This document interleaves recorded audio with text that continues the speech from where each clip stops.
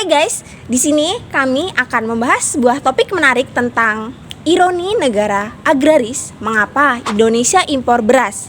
Kita akan membahas sebuah faktor penyebab, dampak, serta solusi dari fenomena yang tampaknya kontradiktif ini, di mana Indonesia sebagai negara agraris justru masih mengimpor beras dengan jumlah yang banyak.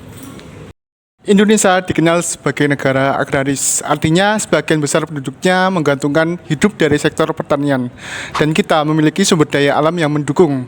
Namun, ironi yang terjadi ketika kita mengetahui bahwa Indonesia masih melakukan impor beras. Pertanyaannya, apakah karena produksi yang kurang atau persoalan lain yang lebih mendalam? Berdasarkan data BPS, impor beras Indonesia pada tahun 2022 tercatat sebesar 400.000 ton. Namun pada tahun 2023 melonjak drastis menjadi 3,6 juta ton. Dan dari Januari hingga Oktober 2024 sudah mencapai 1,38 juta ton. Sementara itu, produksi padi Indonesia tercatat sebesar 54,75 juta ton gabah kering giling pada 2022 dan sedikit menurun menjadi 53,97 juta ton pada tahun 2023. Jika kita konservasikan, kira-kira 60% dari GKG menjadi beras konsumsi. Artinya, meskipun produksi cukup besar, kebutuhan nasional yang terus meningkat ditambah dengan gangguan iklim dan tata niaga yang kurang efisien membuat impor menjadi pilihan. Ada beberapa penyebab utama. Pertama, produktivitas pertanian yang belum optimal. Banyak petani masih menggunakan cara tradisional. Bibitnya tidak unggul dan lahan dikelola kurang efisien. Yang kedua, perubahan iklim. Fenomena seperti El Nino dan La Nina berdampak besar terhadap hasil panen. Banjir dan kekeringan semakin sering terjadi. Yang ketiga, alih fungsi lahan. Banyak sawah yang berubah menjadi perumahan atau kawasan industri. Keempat, tata niaga yang kurang efisien, mulai dari distribusi panjang, permainan harga oleh spekulan hingga keterbatasan infrastruktur. Yang kelima, kebijakan pemerintah. Ada kalanya kebijakan impor tidak tepat waktu atau kurang mendukung petani secara maksimal. Dari sisi hukum, kita memiliki beberapa payung penting. Pasal 33 ayat 3 Undang-Undang Dasar 1945 menyebut bahwa kekayaan alam digunakan untuk kemakmuran rakyat.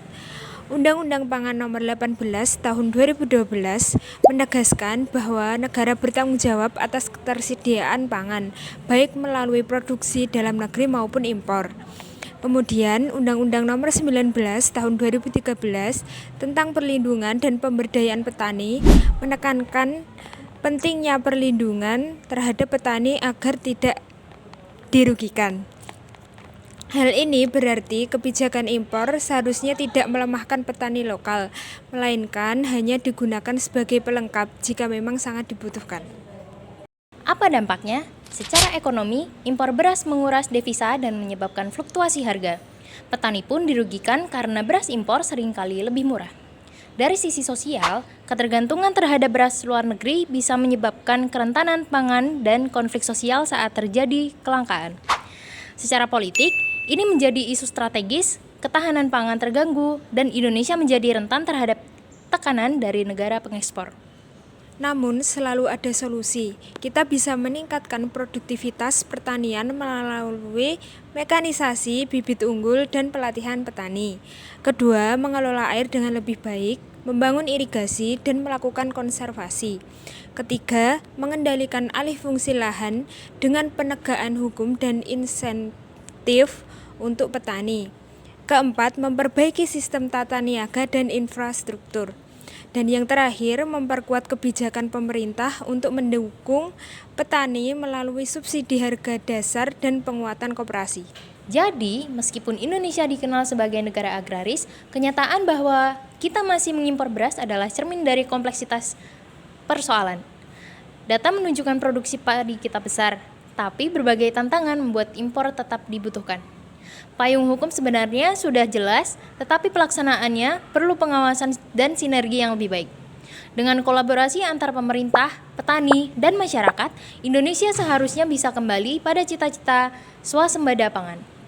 Mari kita mulai dari hal kecil, dukung petani lokal, konsumsi beras lokal, dan kritisi kebijakan yang tidak berpihak pada petani.